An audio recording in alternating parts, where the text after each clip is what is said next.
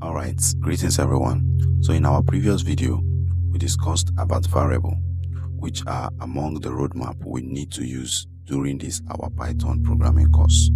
So the next on the list is the data types. So what is a data type? Data type is a tool that helps us identify what kind of value we store in our variable. So now when you flashback, we discussed about variable as a container where we store things. It can be a number, it can be a sentence or a letter. Now data type helps us understand what type of value that we are storing inside, which is the data that we are storing inside. Now when writing your code, you don't need to explain the type of data. Python automatically knows the type of data you are writing in. This is called the dynamic typing. Now there are basic built-in data types. But I'll be listing the major one of them since we are just starting this course. Then in the future we might be progressing to the advanced level of it. But on the basics, the number one on the list, we have the numerical data type. These data types involves number.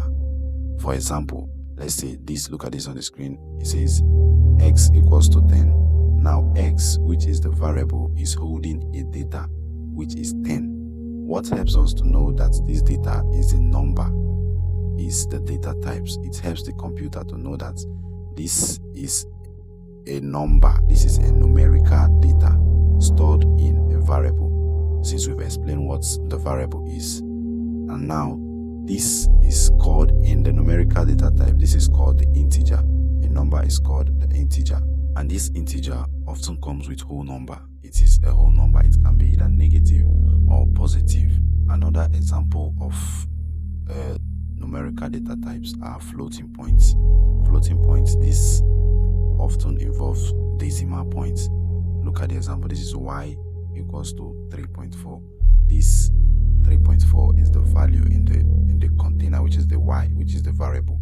The value in here is a floating integer, integer, which is under the numerical data types.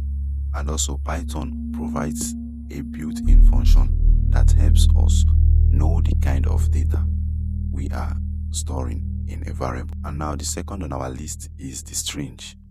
The string often comes with a double quote. This is a sentence. Now when writing a string, you can use a double quote or a single quote to identify or to tell the computer that this is a string.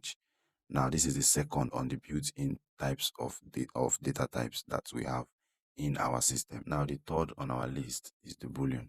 The boolean this represents truth. It can be true or it can be false. Now when we are writing our course of study, for example, you are saying x is equals to 10. Now, or you can say x is equals to 2 plus 4.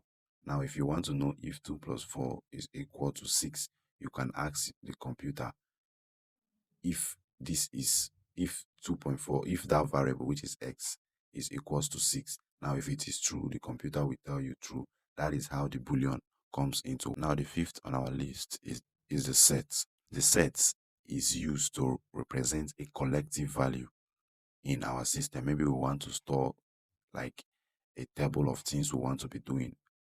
Now these are collective values. You store them in a set, and a set you can also adjust it with time, and then you can also modify it as well. While the last one on our list is the none.